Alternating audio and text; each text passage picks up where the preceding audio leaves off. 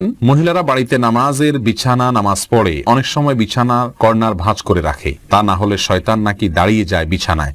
কোরআন সুন্নাহ ভিত্তিক কতটুকু সঠিক কথাটি? খালি গায়ে উযু করার বিধান কতটুকু আর উযু সঠিক হয় কিনা জানাবেন। স্ত্রী জাহান্নামে গেলে স্বামীও কি জাহান্নামে যাবেন? সুন্নাত সালাত আদায় না করলে গুনাহ হবে কিনা? টি শার্ট পরে কি নামাজ পড়া যাবে?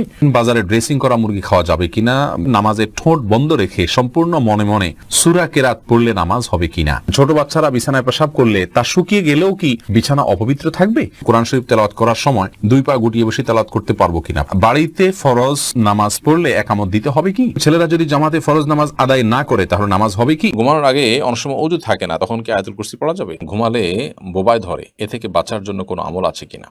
আযান শেষ হওয়ার আগে কি নামাজ পড়া যাবে? ঘরে একা ফরজ নামাজ পড়লে কি উচ্চস্বরে কোরআন তেলাওয়াত করতে হবে আর উচ্চস্বরে তাকবীর দিতে হবে? জামাতে নামাজ পড়ার সময় ইমাম ভুল করলে পিছন থেকে মুক্তাদির আল্লাহু আকবার বলে ওঠে। এখন কিছু প্রসিদ্ধ ইমামের মুখ থেকে শুনছি সুবহানাল্লাহ বলতে হবে, কোনটা সঠিক? 4 রাকাত বিশিষ্ট সুন্নাত নামাজে সূরা মিলাবো কি না?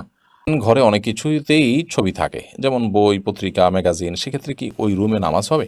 কোনো মহিলা হজ করলে তার নামের আগে আলহাজ লেখা জায়েজ আছে কিনা? কোরআন শরীফ তেলাওয়াত করার সময় দুই পা গুটিয়ে বসে তেলাওয়াত করতে পারবো কিনা? পারবেন, কোনো অসুবিধা নেই। কোরআন শরীফ তেলাওয়াত করার সময় আপনাকে দোজানো হয়ে মাটি সালাতের সময় যেভাবে বসেন সেভাবে বসতে হবে এমন কোনো শর্ত নাই। আপনি ইচ্ছা করলে আসন দিয়ে বসতে পারেন বা অন্য কোনো ভাবে বসতে পারেন, অসুবিধা নাই। কোরআনের প্রতি অসম্মান প্রদর্শন না হয় এরকম কিছু হলেই চলবে ইচ্ছাকৃতভাবে, কিন্তু আপনি আরাম করে বসাতে কোনো সমস্যা নাই, কোরআন শরীফে কোথাও নিষেধ করা হয়নি। বাড়িতে ফরজ নামাজ পড়লে একামত দিতে হবে কি? হ্যাঁ ভাই, যদি আপনি একাকী ফরজ সালাত আদায় করেন, অন্য কেউ জামাতে শরীক হতে পারবে সে সম্ভাবনা থেকে আপনাকে জোরে জোরে একামত দিয়ে তারপরে সালাত আদায় করা উচিত। কোন একটি বর্ণনা দ্বারা বোঝা যায়, হাদিসে কুদসিতে আসছে, একজন ব্যক্তি কোনো এক জায়গায় রাখাল, তিনি একাকী দাঁড়িয়ে আজান দিচ্ছেন এবং একামত দিয়ে সালাত আদায় করছেন। তার আশা যদি কেউ শরীক হয় তার সাথে, যদিও কেউ সেখানে দেখছেন না আপাতত তাকে, তারপরও তিনি করেছেন, এ ব্যক্তির জন্য বিশেষ ফজিলতের কথা রয়েছে হাদিসে কুদসিতে।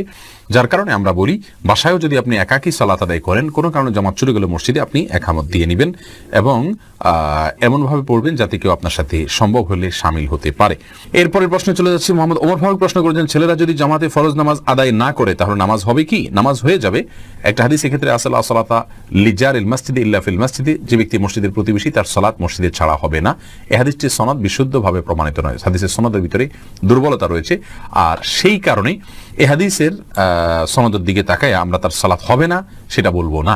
তবে মুসলিমের অবশ্যই জামাতের সাথে সালাত আদায় করা উচিত। নবী সাল্লাল্লাহু আলাইহি ওয়াসাল্লাম যারা বাসায় সালাত পড়ে বা মসজিদে জামাতে শামিল হয় না তাদের ঘর বাড়ি জ্বালিয়ে দিতে চেয়েছিলেন। এটা বোঝা যায় এখান থেকে যে জামাতে সালাত আদায় করা ওয়াজিব, বিনা উজরে এটা তরক করা হারাম এবং গুনাহের কাজ। সেতাব, আপনি জানতে চেয়েছেন নামাজে ঠোঁট বন্ধ রেখে সম্পূর্ণ মনে মনে সূরা কেরাত পড়লে নামাজ হবে কিনা। ভাই খালেদ, নামাজে যদি আপনি ঠোঁট বন্ধ রেখে মনে মনে সূরা কেরাত পড়েন তাহলে আপনার সালাত হবে না। কারণ ইসলাম শরিয়াতে যে সমস্ত জায়গায় আমাদেরকে পাঠ করতে নির্দেশ করা হয়েছে, বলতে নির্দেশ করা হয়েছে, সেখানে আমাদেরকে ঠোঁট এবং জিহ্বার উচ্চারণ করে বলতে হবে। ঠোঁটের যদি ব্যবহার না হয়, জিহ্বার যদি ব্যবহার না হয়, তাহলে সেটাকে বলা হয় না, ওইটাকে বলা হয় মনে মনে কল্পনা জল্পনা করা। আপনাকে বলতে বলা হয়েছে, সূরা পড়তে বলা হয়েছে, আর এই পড়াটা হবে মুখ এবং ঠোঁট নড়লে। যদি না পড়েন তাহলে না নড়ে তাহলে সেক্ষেত্রে পড়াটা হয়নি। বিধায় মনে মনে যদি আপনি কেরাত পড়েন, সূরা পড়েন, তাহলে সেক্ষেত্রে এটা জায়েজ হবে না। রানা সিদ্দিক জানতে চেয়েছেন, বাজারে ড্রেসিং করা মুরগি খাওয়া যাবে কিনা। ভাই রানা, বাজারে ড্রেসিং করা মুরগি খাওয়া যাবে, তবে না খাইলে ভালো, ঝামেলা মুক্ত।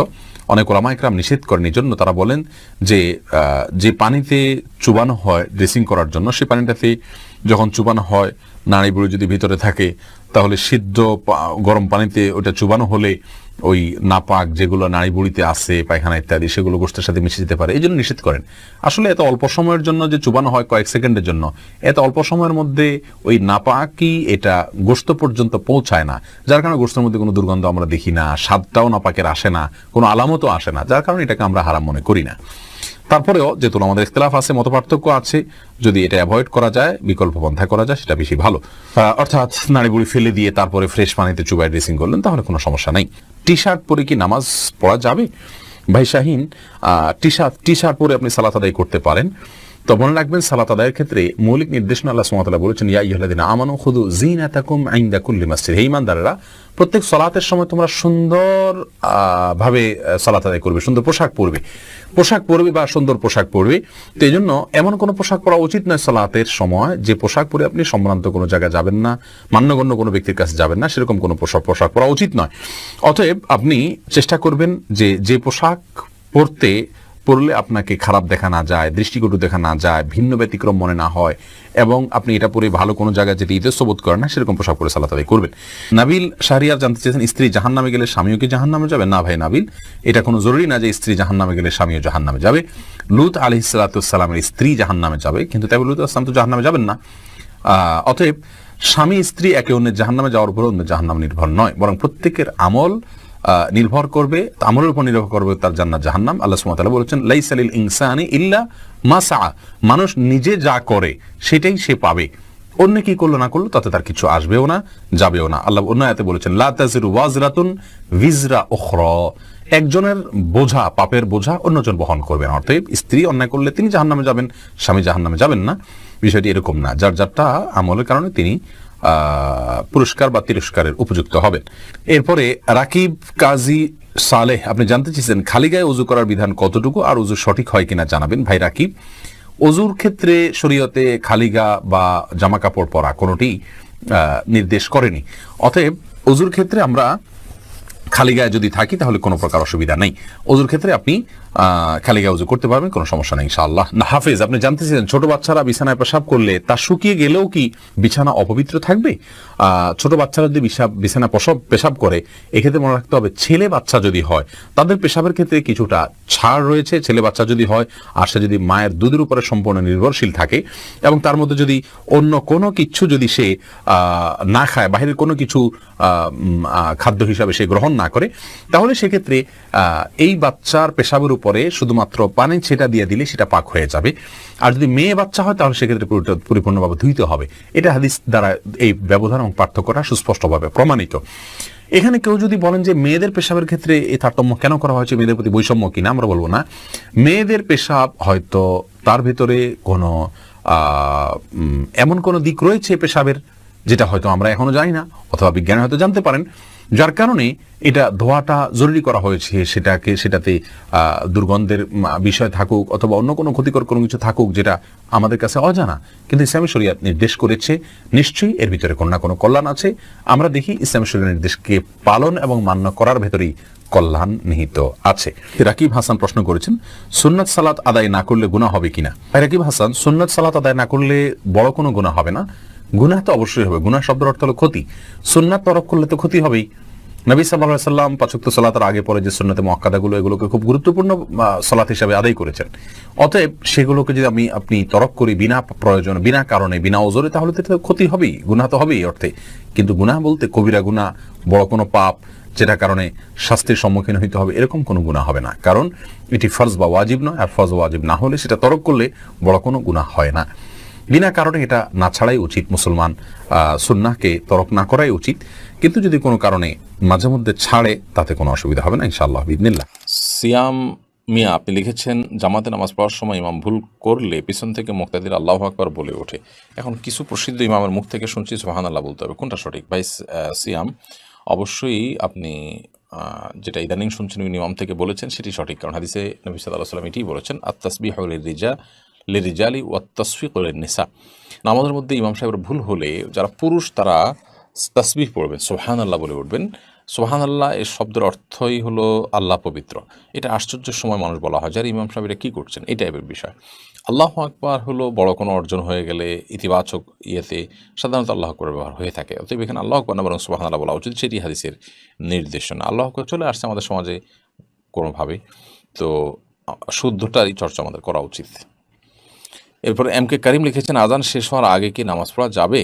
আজান শেষ হওয়ার আগে আপনি নামাজ পড়তে পারেন, তবে আজান যখন শুরু হয়ে যায় তখন আজানের জবাব দেওয়াতে মগ্ন হওয়া উচিত, যেন আজানের জবাব দিয়ে শেষ করে তারপর আপনি নামাজ পড়তে পারেন, সেটা বেশি উত্তম। তবে আজান চলাকালীন সময় যদি আপনি নামাজ শুরু করে দেন তাতে নামাজ হয়ে যাবে, কারণ আজানের জবাব দেওয়াটা ফরজ কিংবা ওয়াজিব নয়।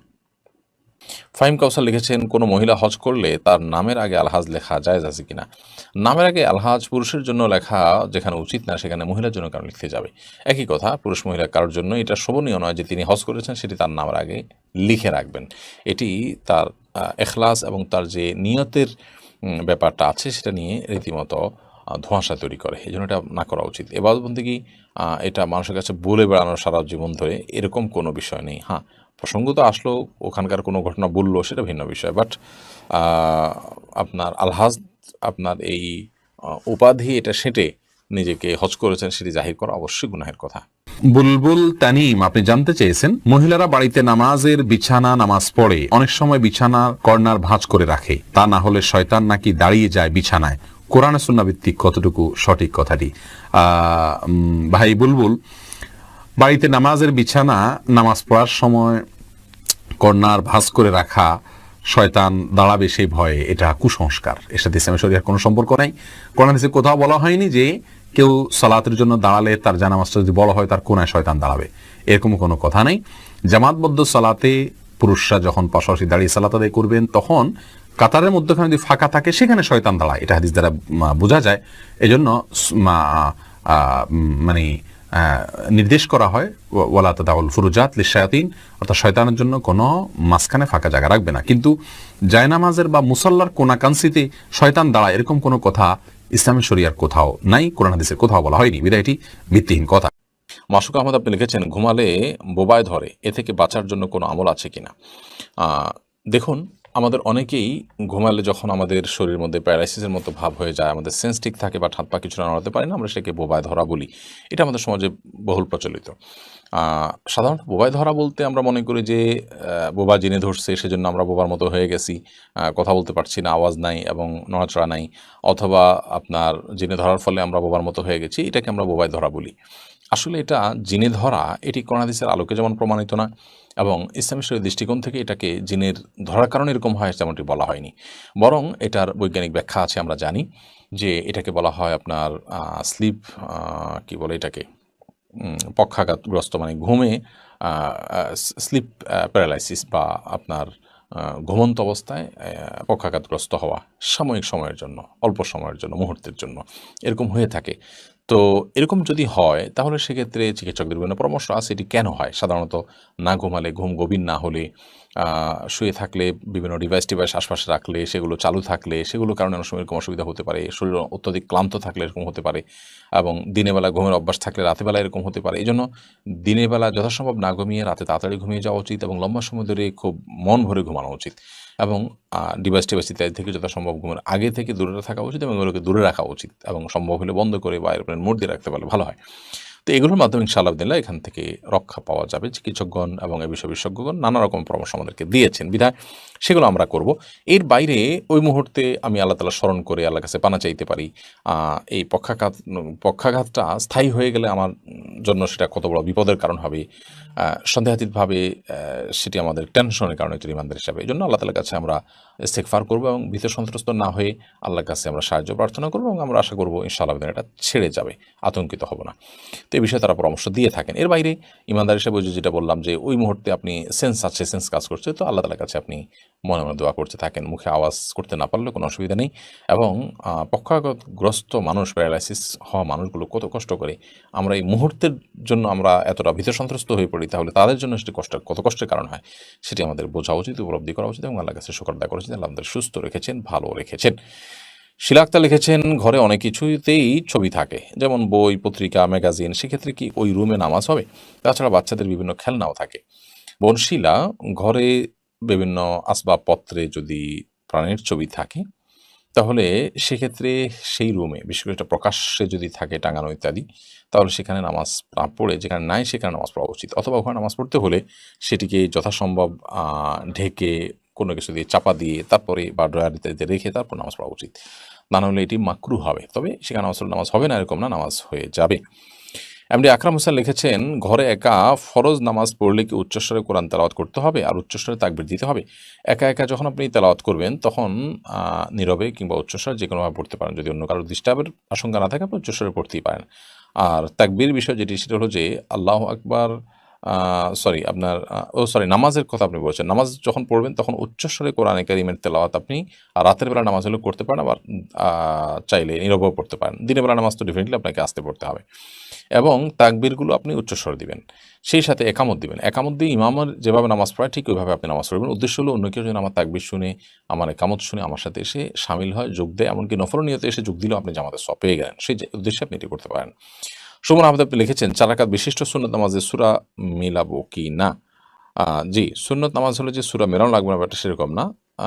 সুন্নত নামাজেও সূরা মিলাবেন। আব্দুস সাত্তার লিখেছেন ঘুমানোর আগে অনেক সময় অজু থাকে না, তখন কি আয়াতুল কুরসি পড়া যাবে? অবশ্যই পড়া যাবে। আয়াতুল কুরসি পড়ার জন্য অজু করা জরুরি না। মুখস্থ তেলাওয়াত করতে হলে অজু আবশ্যক না। বিধায় আপনি অবশ্যই ঘুমানোর আগে অজু না থাকলে আয়াতুল কুরসি